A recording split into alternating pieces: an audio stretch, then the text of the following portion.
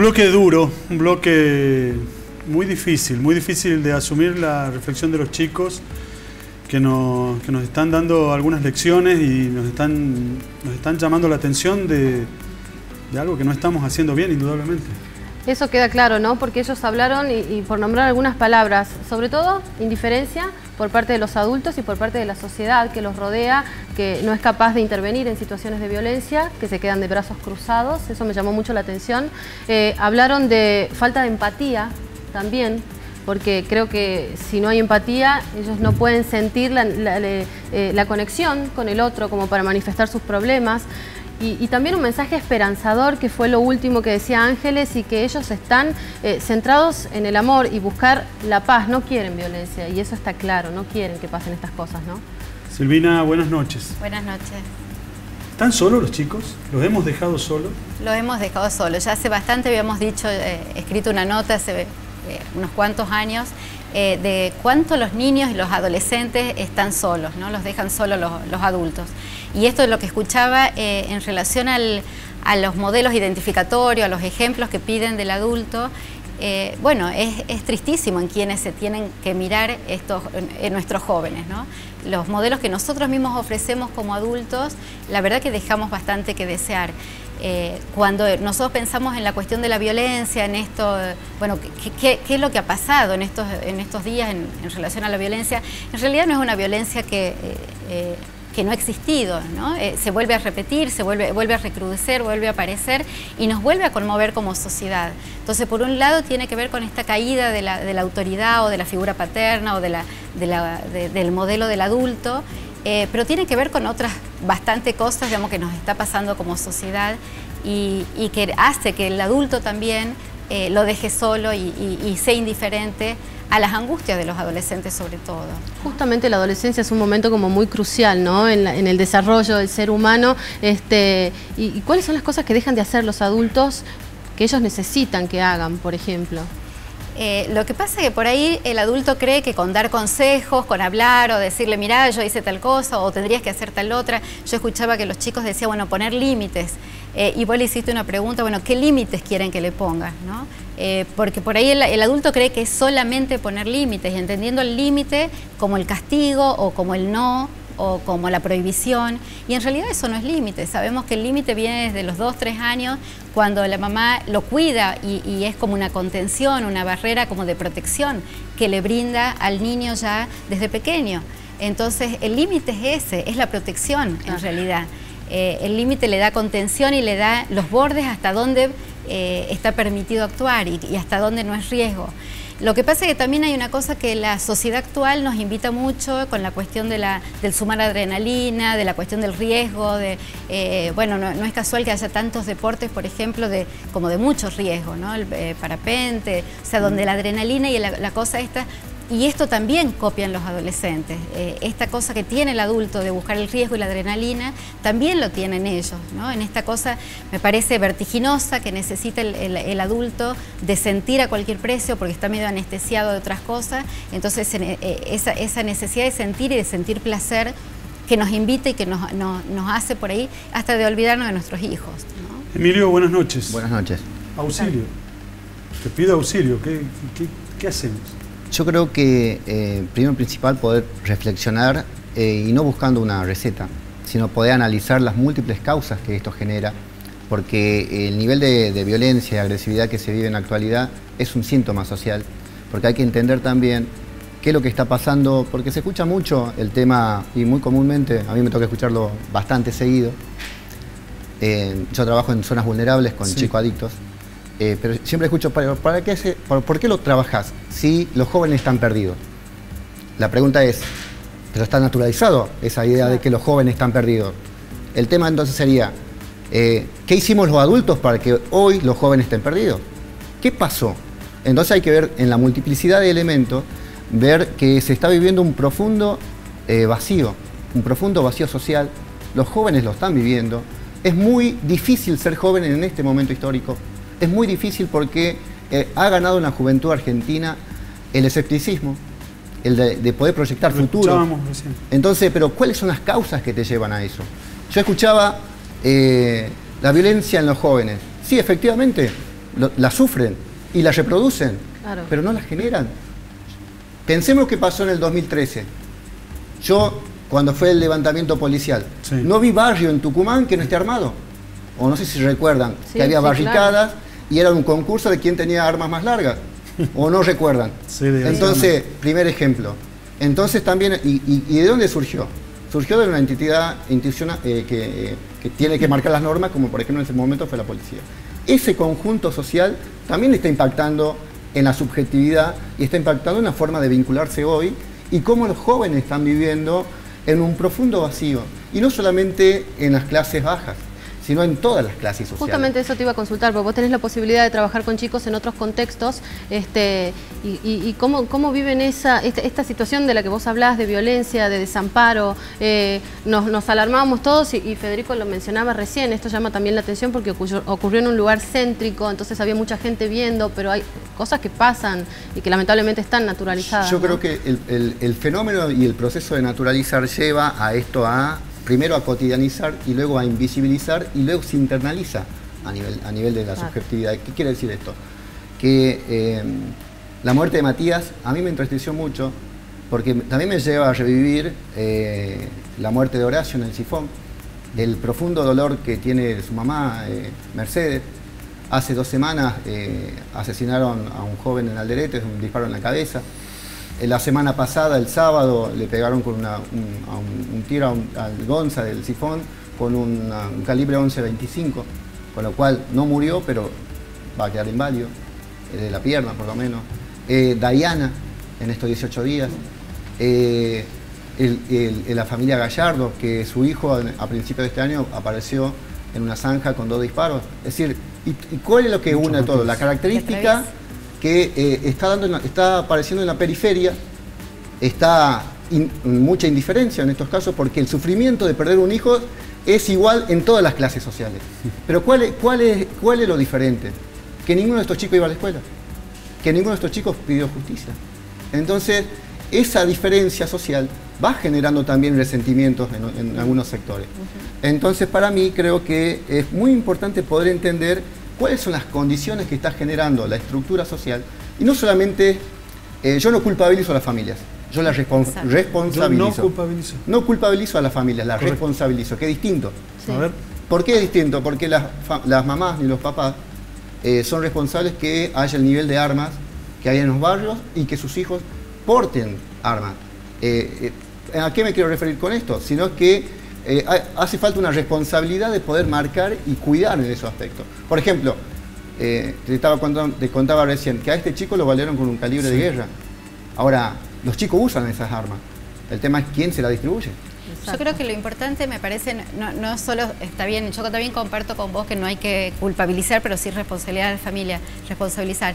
Pero me parece que, como dijiste al comienzo, esto del síntoma social, no hay un solo responsable de todo esto, ¿no? Tampoco creo que tiene que ver solamente con que hay un ADN violento, ¿no? Es verdad que somos una sociedad violenta. Pensemos, por ejemplo, ya desde la época de la dictadura, quizás ha sido la represión más grande, ha sucedido acá en Tucumán. Entonces ya venimos con escenarios de violencia desde hace mucho y hemos aprendido y tenemos muchos modelos. Entonces, si nos ponemos a pensar de dónde viene esa violencia, creo que tiene que ver, o sea, la familia seguramente, así como el adolescente reproduce lo que vivió en la familia reproduce lo que hay en la sociedad. Y para que haya habido un caso como el de Matías del otro día, que es verdad que nos ha conmovido hasta las lágrimas a todos, ¿no? A todos, tengamos hijos adolescentes o ya quizás hasta un poco más mayores de la adolescencia, y nos conmueve porque tiene que ver con, nosotros hablamos del doble ciego. Hay mucha gente que no ha visto.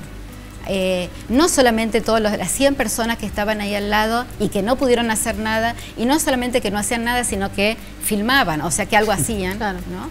Esto de no poder pasar al acto y decir, nosotros cuando comentábamos con mi marido decíamos, bueno, nosotros antes ¿qué hacíamos? Íbamos a tratar de separarlos. Acá era ir a intentar, digamos, como... sí, y había como todo el escenario también que no paraba, pero para que eso ocurra...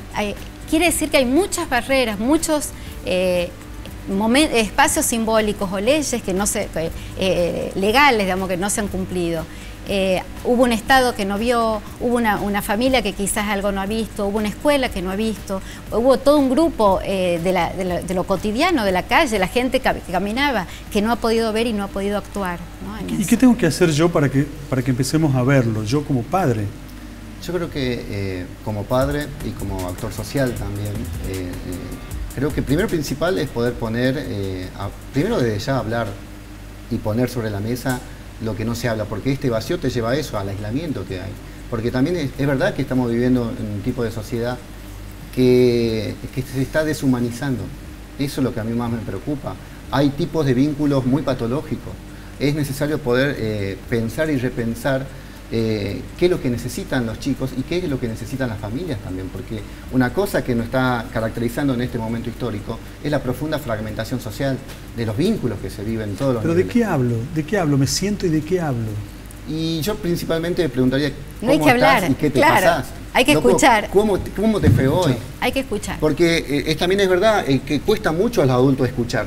Cuesta horrores escuchar, porque muchas veces... Lo reclamaban los chicos hace un rato. Efectivamente, porque muchas veces los chicos dicen cosas que no queremos escuchar. No, muchas veces esto que ellos decían también, la empatía, porque una cosa es escucharlo y otra cosa es ponerse en su lugar, darle la entidad que tiene el problema que te está planteando. Sí, y no decirle, no, si es una tontera, es una pavada, lo que... Sí. ¿Qué es escuchar? Explícame qué es escuchar, ¿cómo escucho? Parece difícil. Escuchar es poder estar alerta a la angustia de tu hijo, es poder acompañar y no llenarlo de consejos. Yo digo siempre el consejo está para que no lo lleven el apunte. Entonces, y orientar también, acompañar, orientar, porque efectivamente, digamos, como los chicos están viviendo un momento muy particular, y bueno, y los padres también están aprendiendo a ser padres, también es un aprendizaje de ida y vuelta. Pero acá hay una cuestión, el adulto es el que orienta. Claro. El adulto que tiene un recorrido de historia que puede decir hacia dónde ir.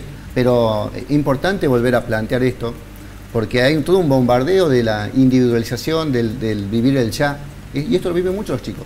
Esta cosa de la satisfacción inmediata, esta cosa de... Sí, el puro placer. Efectivamente, la posibilidad de poder proyectar a futuro. También esto que te decía recién, el escepticismo que se vive en los jóvenes adolescentes, y en los jóvenes de 21 a 22 años cuando no pueden tener un trabajo.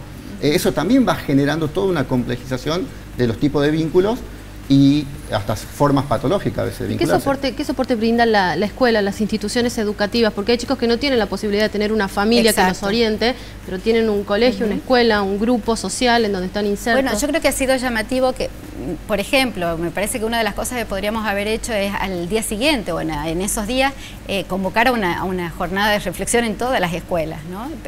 Empezar a poner palabras, yo decía, poner palabra ahí donde hay sufrimiento, ahí donde hay angustia, ahí donde hay malestar, donde hay broncas. Sabemos que en la adolescencia se recrudecen algunas cosas que tienen que ver con, que ya estaban como superadas en la infancia, como la cuestión de la agresividad, el narcisismo, se vuelve a poner en vigencia. Entonces me parece que trabajar esas cosas, lo que muchas veces nosotros hablamos del narcisismo de las pequeñas diferencias, ¿no? Eso que en realidad lo que los diferencia estos dos grupos de chicos que se enfrentaban ese día eran pequeñas diferencias, ¿no? Pero lo que pasa es que el narcisismo, como dice acá el colega, es tan grande, digamos, y es tal el empuje en la sociedad actual a ser poderoso, a ser exitoso, a ser más fuerte, que eso lleva a pasar al acto en la violencia o la agresión, que no es simplemente una agresión verbal, sino que bueno, ya compromete el cuerpo. Claro. Hemos hablado un poco del rol de los padres, el rol de la familia, el rol social y el rol público. Y por eso hay que hacer un abordaje integral tanto en las familias, en las instituciones y también en políticas estratégicas que puedan abordar cómo se vive, qué se sufre, porque también hay que decir que yo no coincido mucho que haya un ADN. Yo creo que la violencia la violencia no es genética. Claro. La violencia es aprendida. Es una herencia cultural, en todo Es una caso. Práctica social, digamos, aprendida que se va incorporando. Exacto. Entonces, para eso poder pensar, bueno, cómo generamos acciones desde políticas de Estado para poder contener, porque no solamente contener, sino acompañar. Porque tenemos que lograr que los jóvenes puedan decir, vale la pena vivir, porque también tenemos una alta tasa de suicidio. Claro. ¿Qué es lo que lo lleva a un chico de 15, 17 años colgarse? Es decir, también es poder pensar que es una tremenda situación que los chicos viven una angustia permanente de una sociedad que también vive angustiada. Porque si no, no vamos a entender las nuevas patologías por las crisis de pánico, las crisis de ansiedad que se está viendo permanentemente. Pero me parece que creo que hay que pensarlo estructuralmente. Y también hay que decir una cosa, hay un sistema perverso que está promoviendo mucho el individualismo y los valores, porque también hay una crisis de valores, porque también se mete mucho, como decía acá Silvina, esta cosa del exitoso. Sos de acuerdo a lo que tenés. Ahora, seamos sinceros, no todos van a ser Tinelli, el modelo de exitoso y se relanga, no todos van a hacer eso. Hay una amplia población que ni siquiera van a poder llegar, están peleando si pueden tener trabajo o no. Entonces, poder pensar y volver de nuevo a los vínculos, volver de nuevo a humanizar, falta de nuevo humanizarnos, porque recién acá, bueno, el ministro lo hablaba, y hay un nuevo cumpleaños de la patria mañana, digamos, en un ratito. Bueno, pero ¿qué patria vamos a generar a nuestros chicos? Digamos, una conclusión, Silvina. Bueno, me parece que lo importante acá es como empezar a pensar como sociedad. Yo en realidad, más allá de la angustia y de la tristeza que nos ha generado, también celebro que podamos charlar estas cosas y me pareció importante escuchar la voz de los adolescentes, que por ahí no se la escucha.